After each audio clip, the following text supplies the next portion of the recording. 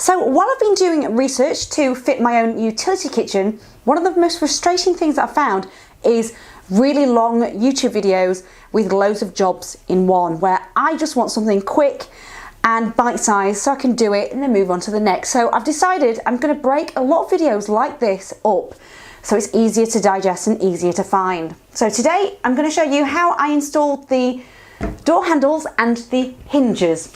So keep on watching and I'll show you how I did it.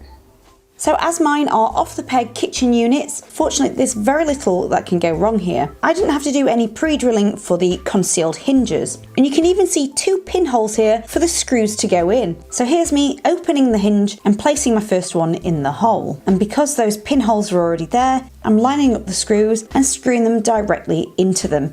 But sometimes I need to poke them with a bradawl if they're not the most pronounced. And I'm only using a handheld screwdriver here because I think they're very easy to rip out. So now it's time to attach the other part of the hinge. There's more holes in the carcass here and the screws just slot into the hole. I'm just using a hand screwdriver. The other thing that's worth mentioning, the screw holes are inside oblong holes. So you've got some wiggle room if you need to raise or lower your doors later. So now that the doors have got their hinges on, it's time to fasten them together. So I'm just pushing the concealed hinge onto the attachment, and the reason for this is that I can push it right back or I can pull it out a little bit and then fasten it, which again is really useful if I want to adjust the door later for a perfect fit. So just quickly interrupting this video to let you know that I've been nominated again for another blogging award, which is really exciting. So yeah, thank you so much last time as well. I couldn't have done it without you, but I'd love to win another one.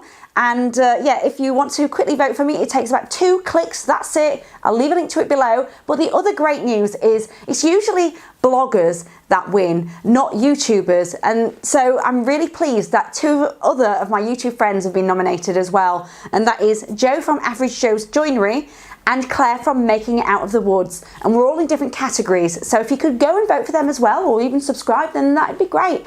So right, back to past Vikkie to show you how I got on with my utility.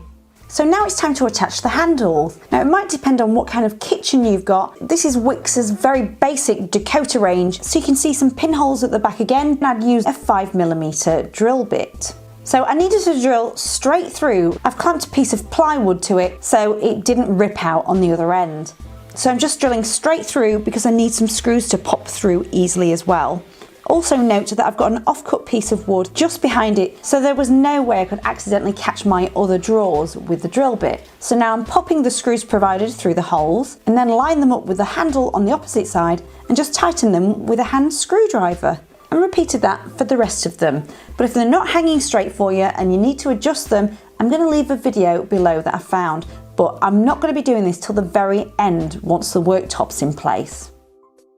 So that's it for this one. Hopefully it's going to give some people some confidence. I know it's so much easier while it's flat packed and everything is pre-marked for me, but I will leave some videos below that I have seen for help on the hole hinges and things like that, and the template for handles, because I have seen this done differently, but yeah, it made life so much easier just off the peg.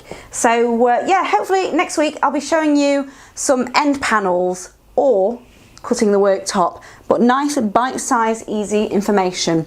So if you like this, don't forget to give it a thumbs up and subscribe, and hopefully I'll see you in my next one. Thanks for watching. Bye.